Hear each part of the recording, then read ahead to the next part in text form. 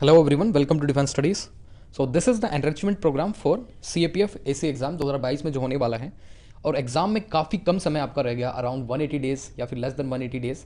तो आपको इसको प्रिपेयर करने के लिए काफ़ी अपनी स्ट्रेटजी में चेंजेस लाने पड़ेंगे, क्योंकि CAPF पेपर 2 में grammar portion is the most neglected, जहाँ पे बहुत से कैंडिडेट यहाँ पे सफ़र करते हैं। अराउंड 10 या 12 मार्क्स ही वो सिक्योर कर पाते हैं। अगर आप थोड़ी सी ज़्यादा प्रिपरेशन करके, थोड़ा स्ट्रेटेजिकली इसको प्रिपेयर करके, you can enhance your marks, you can go up to 18, 20, more than 20 also in some cases.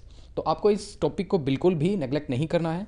Enrichment programme में हम क्या कर रहे हैं, आपकी ग्रामर में जितने भी टॉपिक CAPF एग्जाम में पूछे जाते हैं स्पेशली, वो हम आपके साथ डिस्कस कर रहे हैं। दो टॉपिक ऑलरेडी डिस्कस कर चुके हैं हम। पहला है क्वेश्चन टैग और दूसरा है inversion of subject and verb. अभी हम जो डिस्कस करने वाले हैं वो है active to passive voice and passive to active voice.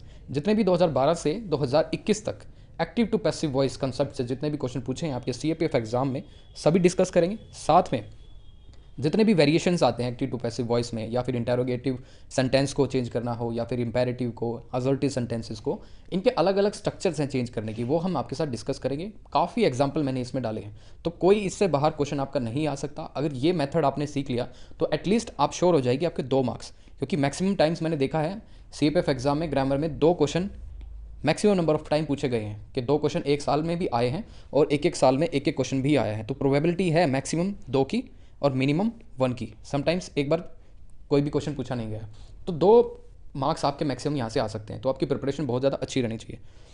तो पहले स्टार्ट करते हैं, क्या होता है वॉइस। वॉइस का मतलब है it is a work form which shows whether something is done by the subject और टू द सब्जेक्ट। ये एक वर्ब की फॉर्म है, वर्क नहीं, वर्ब। उसके बाद active and passive voice change करते हुए क्या क्या आपको रूल्स समझने चाहिए, ये भी डिस्कस करूंगा। उससे पहले सिंपली हम देख लेते हैं कि एक्टिव वॉइस का एग्जांपल, जैसे the subject is the doer. ये एक्टिव सेंटेंस में होता है। जो सब्जेक्ट होता है, जैसे एग्जांपल देखें, मोहन रोट अ लेटर, इसमें सब्जेक्ट क्या है, मोहन, और सब्जेक्ट ही इसमें डूअर होता है। लेकिन काफ़ी केसेस में जब सब्जेक्ट डूअर नहीं होता, उसको हम क्या बोलते हैं, वो हम होता है हमारा पैसिव वॉइस। देखिए, अब जो लेटर है, the letter was written by Mohan, अब जो लेटर है वो सब्जेक्ट है लेकिन डूअर नहीं है। लेकिन इस केस में क्या है, एक्टिव वॉइस में subject and doer is the same, उसको बोलते हैं हम एक्टिव वॉइस। उसके बाद देखते हैं कैसे चेंज कर सकते हैं आप एक्टिव टू पैसिव।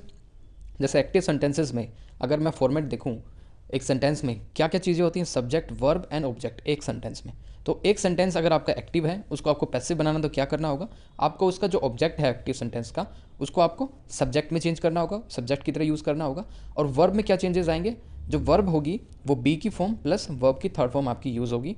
उसके साथ ही जो आपका एक्टिव सेंटेंस में सब्जेक्ट है उसको आप चेंज करेंगे ऑब्जेक्ट की तरह। अब वर्ब की कितनी फॉर्म होती है, जैसे अगर मैं प्रेजेंट इंडेफिनिट की बात करूँ तो इज़, एम, आर, बी, ये 3 फॉर्म होती हैं जो प्रेजेंट इंडेफिनिट में होती हैं। तो ये डिपेंडिंग अपॉन द जो सब्जेक्ट का नंबर है उस हिसाब से चेंज हो जाएंगी। अगर आपका थर्ड पर्सन है तो इज़ यूज़ हो जाएगा, फर्स्ट पर्सन तो एम, सेकंड पर्सन है तो यू, और बी आपकी बेस फॉर्म है जो कि डू, डज और डिड इन हेल्पिंग वर्ब के साथ यूज़ होती है, या फिर बेस फॉर्म के साथ। और जो सेकंड फॉर्म है वर्ब की वो है वर्स एंड वर, ये पास्ट इंडेफिनिट टेंस में आपके यूज़ होते हैं बी की फॉर्म। और बी की फॉर्म बीन, ये आपके परफेक्ट बनाते टाइम यूज़ होती है, ठीक है। उसके बाद आई एन जी जब आपको कोई भी जो एक्टिव सेंटेंस कॉन्टीन्यूस फॉर्म में है, अगर आपको उसका पैसिव बनाना है तो पैसिव भी आपका कॉन्टीन्यूस फॉर्म में रहेगा, तब आपको बीइंग यूज़ करना पड़ेगा।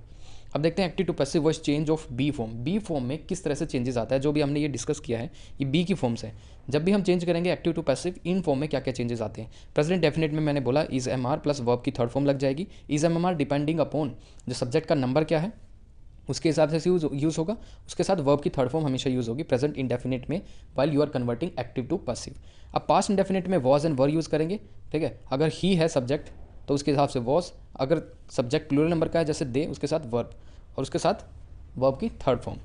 फ्यूचर इंडेफिनिट में will, shall plus be plus verb की थर्ड फॉर्म। कंटिन्यूस टेंस में बीइंग प्लस वर्ब की थर्ड फॉर्म। परफेक्ट टेंस में बीइंग प्लस वर्ब की थर्ड फॉर्म। और मोडाल्स में बी की बेस फॉर्म प्लस वर्ब की थर्ड फॉर्म। इस तरह से आपको यूज़ करना है।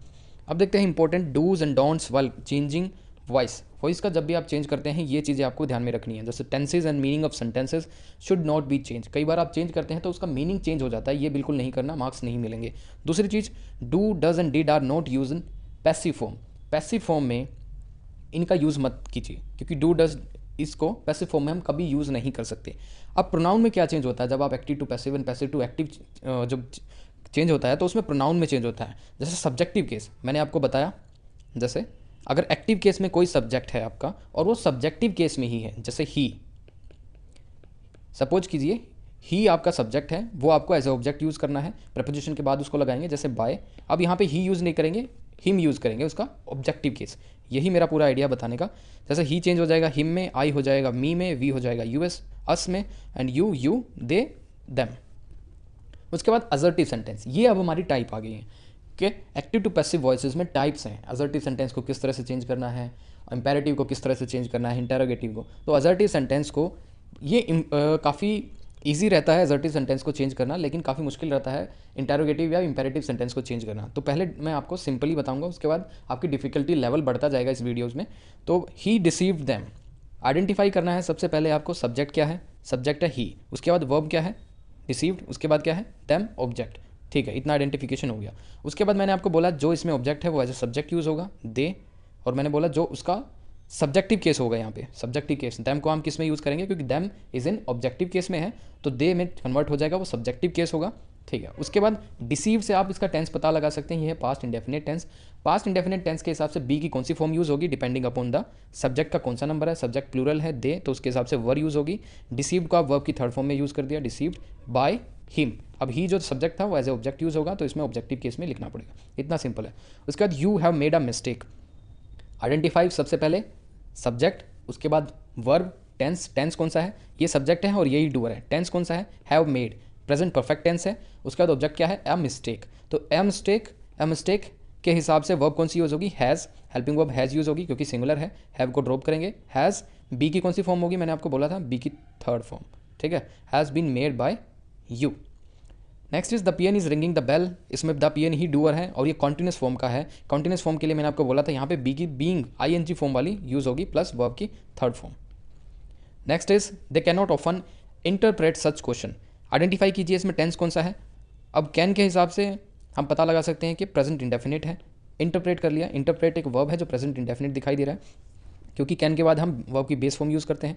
दे इसमें क्या है, डूअर।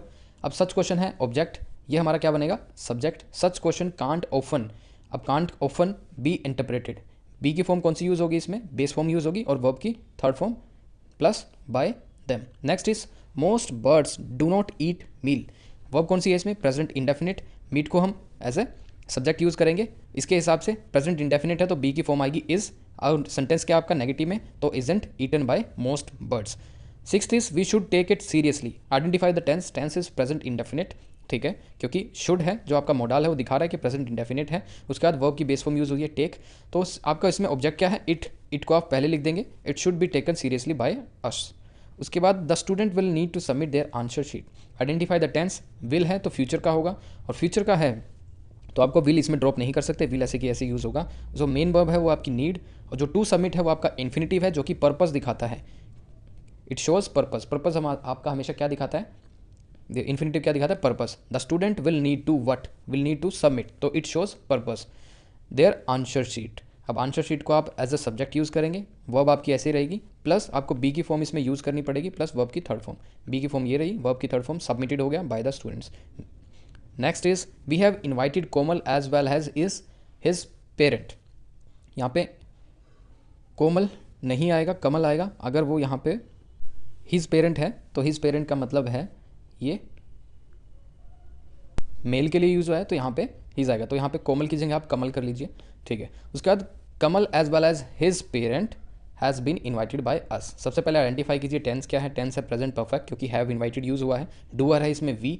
अब डूअर को हम क्या बना देंगे, ऑब्जेक्ट, तो वी किस में चेंज हो गया, by us, his parents, Komal as well as his parents has been invited by अस।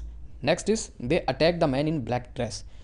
अब ये ब्लैक ड्रेस क्या है, ब्लैक ड्रेस आपका एडजेक्टिव है, कैसे पता लगेगा, आप व्हाट काइंड ऑफ से क्वेश्चन करके पूछ लीजिए। दे attack the man, what kind of man, अगर व्हाट काइंड ऑफ मैन आप बोलेंगे तो आपका आंसर आएगा the man in black dress. तो ब्लैक ड्रेस आपका क्या हो गया, एडजेक्टिव। एडजेक्टिव किसको डिफाइन करता है, किसी भी नाउन को, तो ब्लैक ड्रेस तो हो गया आपका एडजेक्टिव। इसको आप एज ए सब्जेक्ट मत यूज़ करने लग जाना, तो आप इसको लिखेंगे the man in black dress, ये आपका पूरा ऑब्जेक्ट हो जाएगा। वॉज अटैक्ड, क्योंकि अटैक्ड आपका पास्ट इंडेफिनिट है, उसके हिसाब से बी की फॉर्म आएगी वॉज, और अटैक्ड ऑलरेडी थर्ड फॉर्म में है, thereafter you will use by them. Next is they kept the book in the shelf. Simple है ऐसे ही, इन द शेल्फ क्या हुआ यहाँ पे, एडवर्ब है, कैसे पता लगा, वेयर से क्वेश्चन करेंगे, जैसे where did you keep the book, and then you will answer in the shelf, तो एडवर्ब है। एडवर्ब हमेशा वर्ब को डिफाइन करती है, ठीक है। उसके बाद इसमें डूअर आइडेंटिफाई करें, डूअर क्या है, दे। टेंस आइडेंटिफाई करें, वो आप केप्ट से देख लेंगे, पास्ट इंडेफिनिट के हिसाब से क्या वर्ब आएगी, वॉज एंड वर्ब रहने वाली है। और अगर देखें was and was and verb, इसके हिसाब से आपकी वो रहने वाली है वर्ब। लेकिन आपका ऑब्जेक्ट क्या है इसमें, द बुक, उसको सब्जेक्ट की तरह यूज़ करना है, तो द बुक के हिसाब से वॉज आएगा, the book was kept in the shelf bye them, ये आपका आंसर बनेगा इसमें। Next is they have sent us a message. अब देखिए ये जो ड्राई ट्रांजिटिव वर्ब होती हैं, सेंट, ठीक है, टेल, काफ़ी ड्राई ट्रांजिटिव वर्ब होती हैं, उसमें दो ऑब्जेक्ट यूज़ होते हैं। अब आपको ये डिसाइड करना है कौन से वाला ऑब्जेक्ट आप पहले यूज़ करेंगे या फिर जो ऑब्जेक्ट है उसको सब्जेक्ट कौन सा यूज़ करेंगे। अब देखिए जो डायरेक्ट ऑब्जेक्ट है इसमें, दे हैव सेंट अस, अस आपका क्या है, इनडायरेक्ट ऑब्जेक्ट है। अगर आप होम से क्वेश्चन करेंगे, जैसे दे सेंट होम, आंसर आएगा अस, तो ये आपका हो गया इनडायरेक्ट ऑब्जेक्ट। उसके बाद आप क्वेश्चन करेंगे जब वट से, दे सेंट अस वट, अब जब वट से आंसर करेंगे तो उसका क्वेश्चन करेंगे तो उसका आंसर आएगा अ मैसेज, तो आपका मैसेज हो गया ये आपका डायरेक्ट ऑब्जेक्ट हो गया। तो इन जैसी जब सिचुएशन होती है तो यहाँ पे आपको कौन सा इनडायरेक्ट ऑब्जेक्ट यहाँ पे यूज़ करना होता है। तो we have been sent a message by them, और a message has been sent to us by them, दोनों तरह से यूज़ कर सकते हैं, लेकिन प्रेफरेबली क्या है, a message has been sent by them. Next is the sun gives us light. अब गिव भी क्या है आपकी डाई ट्रांजिटिव वर्ब है, उसके बाद दो ऑब्जेक्ट लिखे जाते हैं हमेशा, तो अस आपको पता लग गया। अब जैसे ये इनडायरेक्ट ऑब्जेक्ट है, डायरेक्ट ऑब्जेक्ट है आपका लाइट, तो लाइट से भी आप यूज़ कर सकते हैं, light is given to us by the sun and we are given light by the sun, दोनों आपके ठीक हैं। उसके बाद they asked him what he was doing there. अब इसमें देखिए तो पहले आप आइडेंटिफाई कीजिए टेंस क्या है, आस्क्ड, पास्ट इंडेफिनिट का टेंस है, पास्ट इंडेफिनिट आस्क्ड लिखा हुआ है। उसके बाद देखिए आप इसमें ऑब्जेक्ट कितने हैं, दो ऑब्जेक्ट हैं, हिम, दूसरा एक ऑब्जेक्ट क्लोज है। अब ऑब्जेक्ट क्लोज है, एक है हिम, तो हिम को हम यूज़ कर लेंगे एज अ सब्जेक्ट, हमने यूज़ कर लिया हिम को ही की तरह। उसके बाद हम बी की फॉर्म यूज़ करेंगे क्योंकि पास्ट इंडेफिनिट टेंस है, वॉज यूज़ हो गया। उसके बाद आएगा आपका वर्ब की third form asked by them, आप सब्जेक्ट को ऑब्जेक्ट बना दीजिए, और जब कि ऑब्जेक्ट क्लोज है उसको ऐसे कैसे लिख दीजिए, but he was doing there. Next is the man explained how he escaped from there. अब जो आपकी एक्सप्लेन वर्ब है, इससे आपको क्या पता चलता है, ये आपका पास्ट इंडेफिनिट टेंस है दोबारा से। उसके बाद एक आपकी ऑब्जेक्ट क्लोज है, ऑब्जेक्ट क्लोज आप पूरी एज ए सब्जेक्ट यूज़ नहीं कर सकते, तो उसके लिए आपको क्या यूज़ करना पड़ेगा, एक इंट्रोडक्टरी सब्जेक्ट। इतनी बड़ी ऑब्जेक्ट क्लोज को आप सब्जेक्ट नहीं बना सकते, तो उसके लिए आपने यूज़ किया इट। इट क्या है, इंट्रोडक्टरी सब्जेक्ट, किसके लिए यूज़ हुआ है, इस ऑब्जेक्ट क्लोज के लिए, ठीक है। अब जो आपको यूज़ करनी है इट के अकॉर्डिंग, बी की कौन सी फॉर्म यूज़ होगी, वॉज, क्योंकि पास्ट इंडेफिनिट है। उसके बाद आपने एक्सप्लेन को वर्ब की थर्ड फॉर्म में यूज़ कर लिया। अब बाय द मैन, सब्जेक्ट को आपने ऑब्जेक्ट बना दिया बाय द मैन। अब आप लिखिए यहाँ पे object clause, how he escape from there. उसके बाद है they did not say what I wanted to listen, इसमें आइडेंटिफाई कीजिए टेंस, डिड नॉट यूज़ हुआ है तो पास्ट इंडेफिनिट हो गया। उसके बाद what I wanted to listen, same इसमें भी एक पूरी ऑब्जेक्ट क्लोज है, एक क्लोज पूरी एज ए ऑब्जेक्ट काम कर रही है, तो इस पूरी ऑब्जेक्ट क्लोज के लिए क्या यूज़ करेंगे, इंट्रोडक्टरी सब्जेक्ट इट यूज़ हो गया। अब पास्ट इंडेफिनिट है तो वॉज हो गया यूज़, अब नेगेटिव है तो नॉट यूज़ हो गया। अब बेस की वर्ब की बेस फॉर्म यूज़ करनी पड़ेगी, क्योंकि यहाँ पे वर्ब की थर्ड फॉर्म यूज़ करनी पड़ेगी, वर्ब की थर्ड फॉर्म यूज़ होगी क्योंकि इसको पैसिव बनाना है। बाय देम, सब्जेक्ट को एज ए ऑब्जेक्ट यूज़ कर लिया और पूरी ऑब्जेक्ट क्लोज आपकी यहाँ पे लिख दी। नेक्स्ट है he hopes to qualify the test. Identify कीजिए टेंस क्या है, होप्स प्रेजेंट इंडेफिनिट टेंस है। अब प्रेजेंट इंडेफिनिट टेंस है, ठीक है। उसके बाद आपकी ऑब्जेक्ट क्लोज यूज़ हुई है, ऑब्जेक्ट क्लोज यूज़ हुई है तो उसके लिए आपको इट इंट्रोडक्टरी दोबारा से यूज़ करना पड़ेगा, बी की फॉर्म आएगी इज़। उसके बाद होप की third form hoped by him that he will qualify the test. Next is they expected to convince all the members. अब इसमें ये देखिए दोबारा से टेंस क्या है, टेंस है आपका एक्सपेक्टेड, देखिए तो पास्ट इंडेफिनिट है, पास्ट इंडेफिनिट टेंस है, ठीक है। उसके बाद एक ऑब्जेक्ट क्लोज पूरी यूज़ हुई है। उसके बाद आपको देखना है डूअर है दे को आपको यूज़ करना है एज ए ऑब्जेक्ट, ठीक है। ऑब्जेक्ट क्लोज के लिए आपको यूज़ करना पड़ेगा इट इंट्रोडक्टरी सब्जेक्ट, उसके लिए बी की फॉर्म आएगी वॉज, वर्ब की थर्ड फॉर्म यूज़ होगी एक्सपेक्टेड, और डूअर को और सब्जेक्ट को एज ए यूज़ हो गया ऑब्जेक्ट बाय देम लिख के, और उसके बाद आपने पूरी ऑब्जेक्ट क्लोज को यूज़ कर लिया एज ए, ये ऐसे कैसे लिख दिया। उसके बाद that they would convince all the members, it was expected by them that they would convince all the members। उसके बाद would क्यों यूज़ हुआ है, क्योंकि पास्ट इंडेफिनिट है। अगर ये प्रेजेंट में होता है फ्यूचर में होता है आई विल यूज़ विल, लेकिन would यूज़ होगा क्योंकि पास्ट इंडेफिनिट टेंस है। Next is have all this question sold. अब ये जो है काफ़ी इंपॉर्टेंट आपका कॉन्सेप्ट है, हैव या गेट।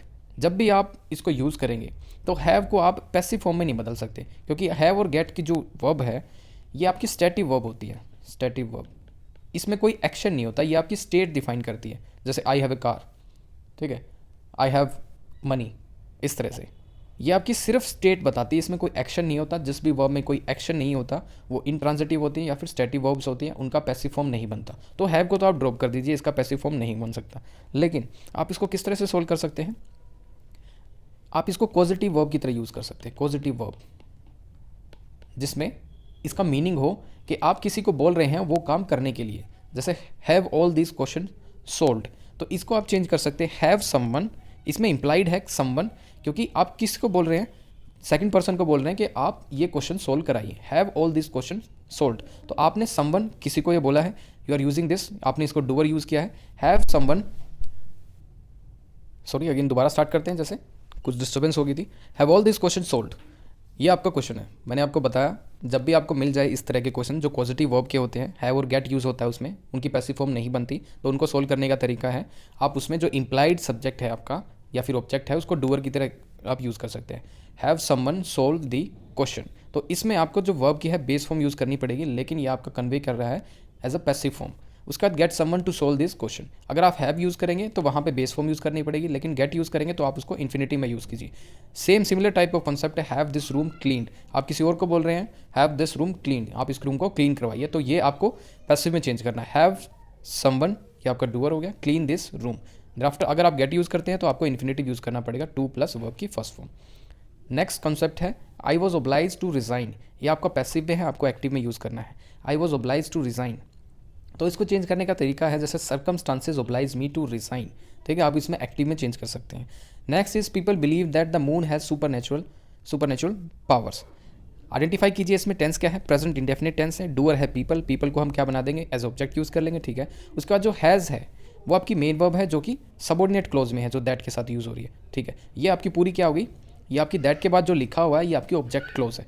ऑब्जेक्ट क्लोज है तो उसके लिए आपको इट यूज़ करना पड़ेगा as a introductory subject, be की फॉर्म यूज़ होगी इज़, वर्ब की थर्ड फॉर्म यूज़ होगी, ये बन गया आपका पैसिव। और ये जो ऑब्जेक्ट क्लोज थी आपने पूरी की पूरी सिमिलर ऐसे लिख दी। उसके बाद everyone says that Kamal can solve this riddle, अब यहाँ पे सेज जो है उससे क्या देख रहे हैं आप, वर्ब फाइंड जो टेंस है इसका वो फाइंड आउट कर लेंगे।